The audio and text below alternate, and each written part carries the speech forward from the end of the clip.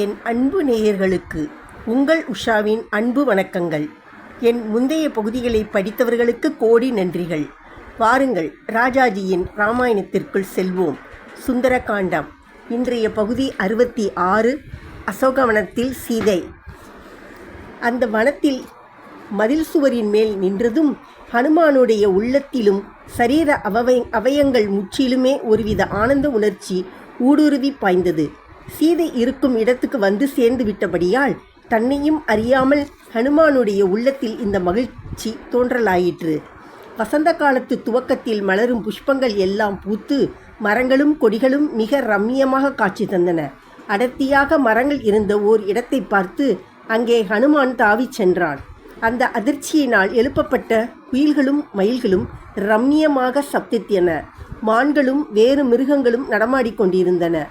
மரங்களினின்றும் மலர்கள் உதிர்ந்து ஹனுமானுடைய உடல் முழுவதும் புஷ்பமாயிற்று. நந்தவனத்தில் இருந்த பிராணிகள் மலர்மயமான ஹனுமானுடைய அழகிய சிறு குரங்கு உருவத்தை பார்த்து வசந்த தேவதையே வனத்துக்கு அதிகாலையில் வந்துவிட்டது என்று எண்ணின. அந்த தோட்டத்தின் ரமணியம் யார் மனத்தையும் கவரத்தக்கதாக இருந்தது.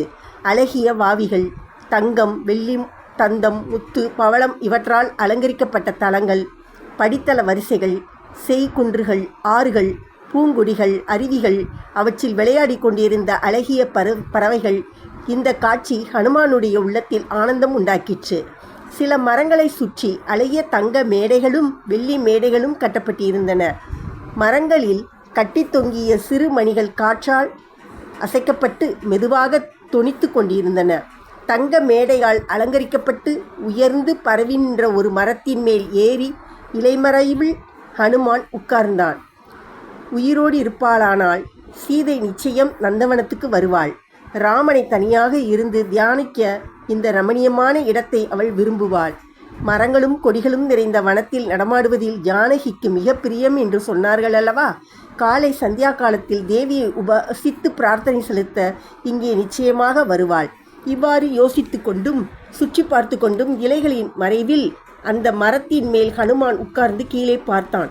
கண்ணை கூசும்படி பிரகாசித்து கொண்டிருந்த அழகான நிர்மலமான அந்த மரத்தடி மேடையின் பேரில் ஒரு மானுட ஸ்திரீ இருப்பதை கண்டான். கசங்கி போய் தூசி படிந்த ஒரு மஞ்சள் வஸ்திரம் உடுத்தியிருந்த அந்த ஸ்திரீயின் முகத்தில் புகையால் மூடப்பட்ட சுடரைப் போல் அழகும் துக்கமும் கலந்து நின்றதை கண்டான். அடிக்கடி பெருமூச்செறிந்து உபவாசத்தால் நலிந்து முதல் நாள் பாலச்சந்திரனைப் போல் கண்டும் காணாமலுமாக இருந்தாள். அவளை சுற்றி சில அரக்கிகள் உட்கார்ந்திருந்தார்கள். பெரும் துக்கத்தால் பீடிக்கப்பட்ட அந்த பெண் உருவத்தை கண்டதும் இவளே சீதை என்று ஹனுமான் நிச்சயித்தான். தெய்வீக காந்தி வீசிய முகத்தில் தீராத துயரத்தை கண்டான்.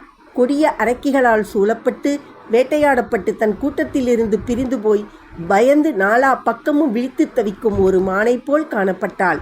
கருத்து நீண்ட தலைமயிர் பின்னப்படாமல் தொங்கிற்று. துக்கம் என்பதே அறியாத ஒருத்தி பெருந்துயரத்தில் சிக்கிப்போய் இன்னது செய்வது என்று தெரியாமல் அலைந்தவளாக காணப்பட்டாள்.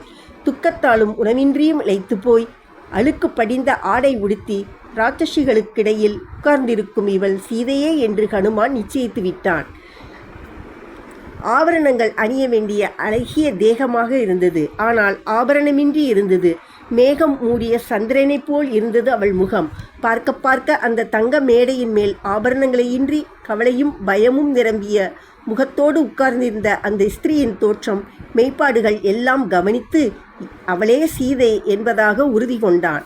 ராமனுக்காக பூமண்டலம் முழுவதும் வானரர்களால் தேடப்பட்ட சீதையை கண்டுவிட்ட மகிழ்ச்சி பெரிதாயினும் கண்ட உருவத்தின் துயரமானது அந்த மகிழ்ச்சியை கரைத்து இல்லாமல் செய்துவிட்டது. பார்க்க பார்க்க ஹனுமானுடைய கண்களுக்கு அந்த ஸ்திரீயின் தெய்வீக தோற்றத்தின் அழகும் தேஜஸும் வளர்ந்தன. ராமனுடைய பெருந்துக்கத்தின் காரணத்தை இப்போது கண்டேன். இவளை இழந்த எவன்தான் துயரப்பட மாட்டான்? ராமன் தன் உயிரையே வைத்திருப்பதே அற்புதம். எத்தகைய தேவி, எத்தகைய புருஷன் என்று எண்ணி எண்ணி ஹனுமானுடைய உள்ளம் அந்த சமயம் சமுத்திரத்துக்கு வடக்கே இருந்த ராமனிடம் சென்றது. அப்போது நீல வானத்தில் நிர்மலமான நீர் நிறைந்த ஏரியில் அழகிய அன்னம் மெதுவாக செல்வதைப் போல் சந்திரன் வாயுபுத்திரனுக்கு உதவி செய்வதற்காகவே வந்தது போல் உயர கிளம்பி பிரகாசித்தான். ஹனுமான் இலைகளுக்கிடையில் மறைந்து பார்த்து கொண்டும் இன்னது செய்வது என்று யோசித்து கொண்டும் கடல் மத்தியில் ஒரு பெரும் காற்றடித்து ஆடி அலையும் ஒரு பாரம் ஏற்றிய கப்பலைப் போல் கவலைக்கடலில் தத்தளித்து கொண்டிருந்த சீதையின் முகத்தை நன்றாக பார்த்தான். சுற்றி காவலில் இருந்த ராட்சசிகளின் வடிவங்களோ பார்த்து பொறுக்க முடியாத கோர அவலட்சண வடிவங்கள்.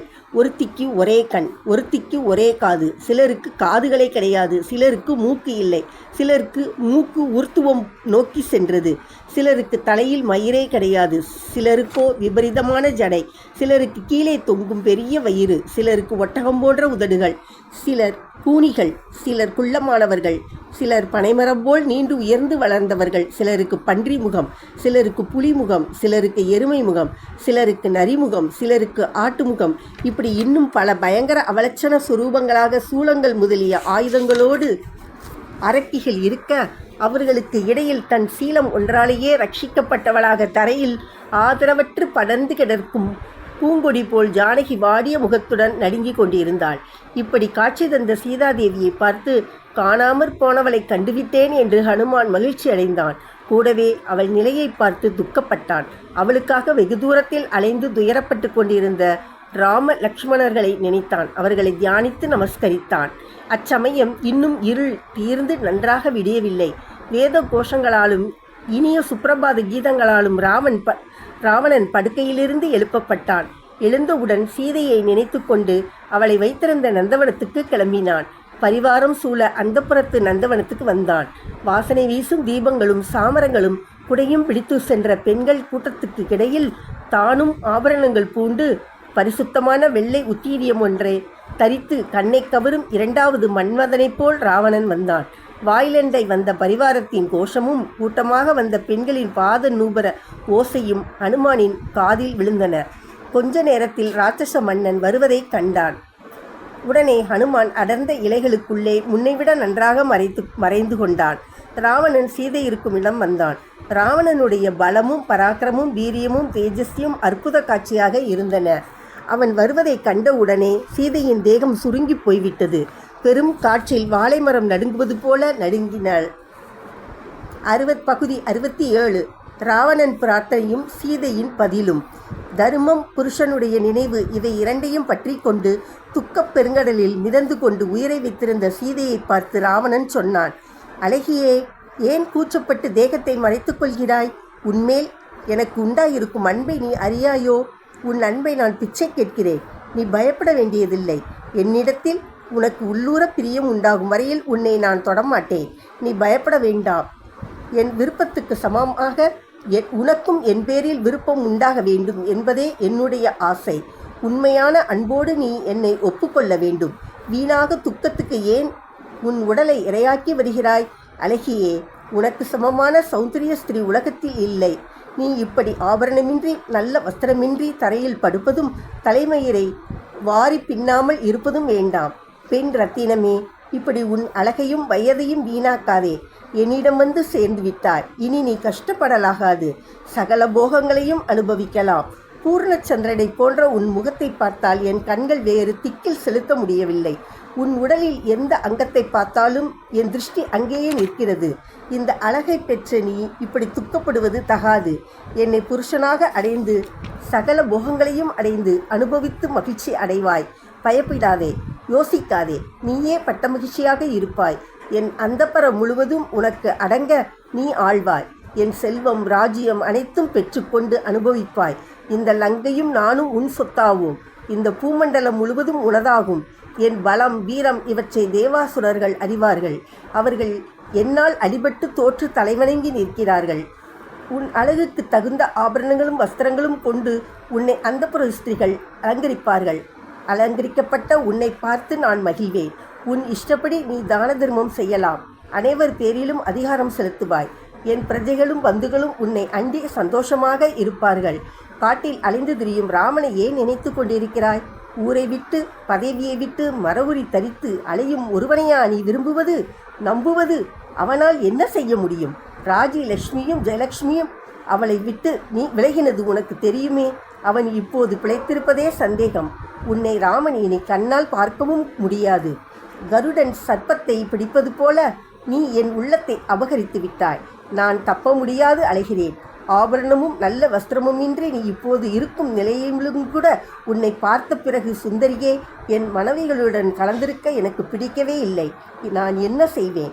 அந்த புறத்தில் கணக்கில்லாத அழகிகள் இருக்கிறார்கள். உன்னை பார்த்த பின் அவர்கள் எனக்கு வேண்டி இருக்கவில்லை. அவர்களுக்கெல்லாம் நீயே அரசியாக இருந்து அவர்களுடைய சேவையை பெற்று சுகமாக இருப்பாய். எந்த விதத்தில் ராமன் எனக்கு சமமாவான்? தவத்திலும் பலத்திலும் புகழிலும் செல்வத்திலும் எல்லாவற்றிலும் நான் அவனுக்கு மேம்பட்டவன் என்பது உனக்கு தெரியவில்லையா? பயத்தை அகற்றிக் கொள்வாய். உலகம் முழுவதும் நாம் இருவரும் சமமாக தெரிவோம். சகல ஐஸ்வர்யமும் என்னுடன் அனுபவிப்பாய். ஆனந்தமாக காலம் கழிப்பாய். சுந்தரியே, மனம் இறங்கு. கடற்கரை வனங்களில் சந்தோஷமாக விளையாடுவோம். ஒப்புக்கொள். இவ்வாறு ராவணன் தன் அடங்கா ஆசையை வெளியிட்டு சீதையை இறைஞ்சினான். ராவணன் பேசி நிறுத்தினதும் ஒரு துரும்பை கிள்ளி தனக்கும் அவனுக்கும் இடையில் வைத்து களங்கமற்ற நகை நகைத்து மெதுவாக பேச ஆரம்பித்தாள். என்னை பற்றிய எண்ணத்தை உடனே விளக்குவாய். என்னை நீ விரும்புவது தகாத காரியம். உன் மனைவிகளை விரும்பி அவர்கள்பால் மனத்தை செலுத்து. நீ சொல்வதைப் போல் என்னால் ஒரு நாளும் செய்ய முடியாது. நான் பிறந்த குலத்தையும் நான் புகுந்த குலத்தையும் தெரிந்து கொள்ளுவாய். இத்தகைய யோசனை என்னிடம் செல்லுமா? தகாத எண்ணத்தை வைத்து வளர்த்து கொண்டு துயரப்படாதே. இப்படி அவனை பார்த்து சொல்லிவிட்டு வேறு திசையில் முகத்தை திருப்பி மேலும் பேசலானாள். வேறொருவன் மனைவியாகிய நான் உனக்கு மனைவியாக முடியாது. தருமத்தை புறக்கணிக்காதே. அயோக்கிய மார்க்கத்தில் செல்லாதே. நல்லவர்கள் போகும் வழியில் செல்வாய். நான் சொல்வதை கேள். உன் மனைவிகளை நீ எவ்வாறு காத்து வருகிறாய்? யோசித்துப்பார். அப்படியே அல்லவா மற்றவர்களும் தங்கள் மனைவிகளை காக்க பார்ப்பார்கள். மற்றவர்களும் உன்னை போலவே என்பதை நினைவில் வை. பிறருடைய ஸ்திரீகளை விரும்பாதே. உன் மனைவிகளுடன் சுகம் பெற்று திருப்தியடை. இது உனக்கு நன்மையாகும்.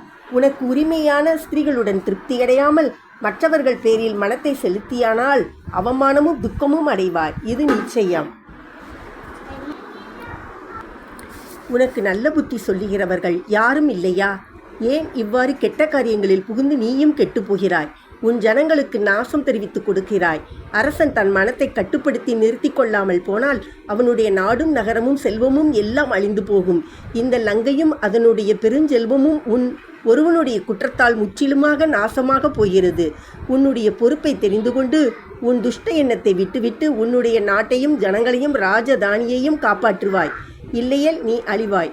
உன்னால் வருத்தப்பட்டவர்கள் கொடியவன் போனானே என்று சந்தோஷமடைவார்கள்.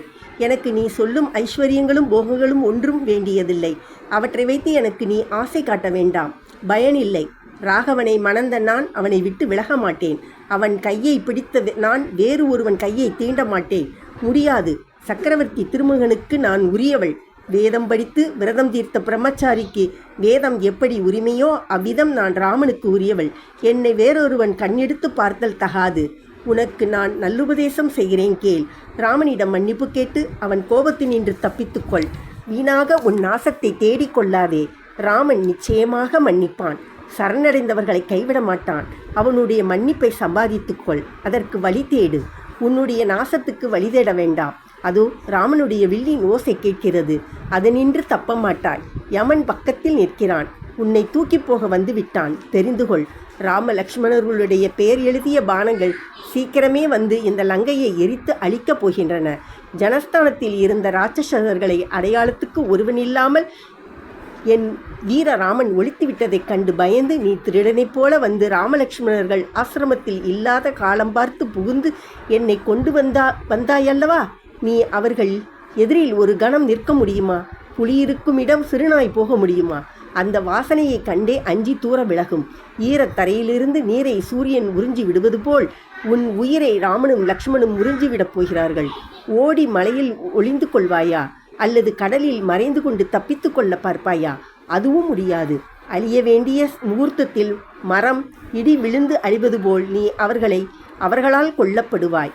தப்ப மாட்டாய். இவ்வாறு சீதை கடினமான மொழிகளோடு முடித்தாள். ராவணன் தன் கோபத்தை அடக்கிக் கொண்டு சொன்னான். சீதையே, தாபச வேஷம் பூண்ட ஒரு பொய்யனை கட்டிக்கொண்டு நீ என்னவோ பேசுகிறாய். உன் பேரில் எனக்குள்ள பிரியத்தை நான் விட்டுவிட முடியவில்லை.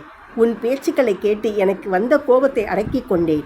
உன் பேரில் எனக்கு ஏற்பட்டிருக்கும் பிரியமே உன்னை காத்தது.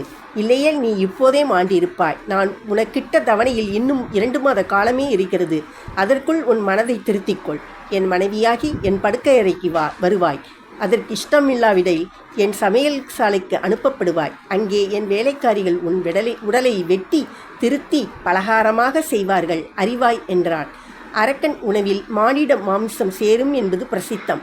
ஆனபடியால் ராவணனுடைய இந்த மிரட்டல் வெறும் முரட்டு பாஷை அல்ல, நிஜமாகவே நடக்கக்கூடிய நிகழ்ச்சிகளை பற்றிய எச்சரிக்கை. ஆயினும் சீதை மிக தைரியமாக அவனுக்கு சொன்னான். ஐயோ, யாரும் இல்லையா உனக்கு நல்ல உபதேசம் சொல்ல? இந்த பாவத்திலிருந்து உன்னை தப்புவித்து நல்வழியில் உன்னை செலுத்தும் நண்பர்கள் யாரையுமே நீ பெறவில்லையா? நீ ராமனுடைய தண்டனையிலிருந்து தப்பப் போவதில்லை. என்னை எண்ணி இந்த பாவத்தில் புகுந்து வருகிறாய். காட்டு யானையைப் போன்ற ராமனுடைய விரோதத்தை முயலைப் போன்ற நீ சம்போதித்தாய். அவன் பக்கத்தில் இல்லாத சமயம் பார்த்து என்னை திருடி வந்த உன்னுடைய விநாசம் நிச்சயம். விதியே உன்னை இவ்வாறு செய்திருக்கிறது. குபேரனுக்கு தம்பியாகிய நீ, சூரன் என்று பெயர் பெற்றவனாகிய நீ, சதுரங்க சேனையுடைய நீ ஏன் இந்த நீச காரியத்தை நீச வழியில் செய்தாய்? இவ்வாறு சீதை சொன்னதை கேட்ட ராவணன் கண்களை உருட்டி பயங்கர பார்வையோடு சீதையை பார்த்து பாம்பை போல் சீறினான். ராவணனுடைய கோபம் வரவர அதிகரிப்பதை பார்த்து அங்கிருந்த அவனுடைய இளைய மனைவி தானியமாலி என்பவள் பக்கத்தில் வந்து அரக்கனை தழுவி, அரசனே, உம்மை விரும்பாத இந்த அற்ப மானுட ஸ்திரியை பற்றி ஏன் கஷ்டப்படுகிறீர்? அவளுக்கு உம்மை அடையும் பாக்கியமில்லை, அவ்வளவே. இவளுக்கு என்ன அழகு இருக்கிறது? இந்த அவலட்சண பூச்சியை பார்த்து ஏன் மோகித்து அலைகிறீர்? போகலாம், வாரும், நாம் சந்தோஷமாக விளையாடலாம் என்று அவனை மிக பிரியமாக இழுத்து கொண்டு போய்விட்டாள். அரக்கனும் சிரித்துக்கொண்டு அவளுடன் சென்றான். காவல் அரக்கிகளுக்கு இவளை எப்படியாவது நீங்கள் வழிக்கு கொண்டு வர வேண்டும் என்று உத்தரவிட்டு பூமி அதிர தன் பரிவாரத்துடன் ராவணன் அசோகவனத்தை விட்டு போய்விட்டான். அவன் போனவுடன் ராட்சசிகள் சீதையை சுற்றி கொண்டார்கள். ராவணன் முன் தைரியமாக இருந்த ஜானகி தன்னை சுற்றி கொண்டு நின்ற அரக்கிகளை கண்டு பயந்து நடுங்கினாள். உயர்ந்த குலத்தில் பிறந்த உலகம் புகழும் வீரனான ராவணன் உன்னை இவ்வளவு விரும்பும் போது நீ இல்லை என்றா சொல்லுவது? மூடப்பெண்ணே, ராவணனை யார் என்று எண்ணுகிறாய்? பிரம்மாவினுடைய வம்சத்தில் நேராக பிறந்தவன் என்று தெரிந்து கொள். பிரம்மாவின் புத்திரனான புலஸ்திய பிரஜாபதியினுடைய சொந்த பேரன் ராவணேஸ்வரன். அநேக யுத்தங்களில் சத்துருக்களையெல்லாம் வென்று புகழ்பெற்ற வீரன். இவனையா நீ புத்தி இல்லாமல் அலட்சியம் செய்கிறாள் என்றாள் ஒருத்தி. கர்வப்பட்டு கெட்டுப்போகாதே. விச்ரவஸ் ரிஷியின் குமாரன் ராவணன் யாரோ என்று எண்ண வேண்டாம். அவனை நீ விரும்பி சந்தோஷமாயிரு. அவன் இவ்வளவு வேண்டிக் கொள்ள நீ மாட்டேன் என்பதா என்றால் மற்றொருத்தி. தேவர்களையெல்லாம் யுத்தம் செய்து துரத்தி அடித்து ஜெயமடைந்த நம்முடைய ராஜேஸ்வரன் உன்னை வா என்கிறான். அவனுக்கு நீ மனைவியாகத்தான் போக வேண்டும். ஏழை பெண்ணே, இல்லாவிட்டால் நீ பிழைக்க மாட்டாய் என்றால் இன்னொருத்தி. தன் மற்ற மனைவிகளையெல்லாம் உதாசீனம் செய்து அவர்களை விட நீ மேலானவள் என்று உன்னை ராவணன் விரும்புகிறான். மிக உத்தம ஸ்திரீகளையெல்லாம் விட்டு நீதான் அழகி என்று உன்னிடம் அரசன் வந்து பிரார்த்திக்கிறான். நீயே பட்டமகிஷியாயிரு என்று உனக்கு வாக்கு அளிக்கிறான். நீ ஏன் மூர்க்கத்தனம் செய்கிறாய் என்றால் மற்றொருத்தி. ராவணேஸ்வரனுக்கு சமம் உலகத்தில் வேறொருவர் உண்டா? இது உனக்கு தெரியவில்லையே. தானாக நல்ல பாக்கியம் வந்து உன்னை வேண்டுகிறது, நீ வேண்டாம் என்கிறாய். உன் மடத்தனத்தை என்னவென்று சொல்வது என்றால் வேறொருத்தி. தேவர்களுள் சூரியனும் வாயுவும் கூட பயப்படும் ராஜேந்திரன் வந்து உன்னை வரிக்கிறான். அவனுக்கு பிரிய பாரியையாக இருக்கும் அதிர்ஷ்டம் உனக்கு வந்திருக்கிறது. கர்வம் கொண்டு ஏமாந்து போகாதே. வந்த பாக்கியத்தை வேண்டாம் என்று தள்ளாதே என்றால் இன்னொருத்தி. நாங்கள் சொல்ல வேண்டியதை சொன்னோம், இனி உன் இஷ்டம். நீ ஒப்புக்கொள்ளாவிட்டால் நீ சாக வேண்டியதுதான் என்றால் மற்றொருத்தி. இத்துடன் இன்றைய பகுதி முடிந்தது. உங்களுக்கு பிடித்திருந்தால் சப்ஸ்கிரைப் பண்ணுங்கள், கமெண்ட் பண்ணுங்கள், லைக் பண்ணுங்கள்.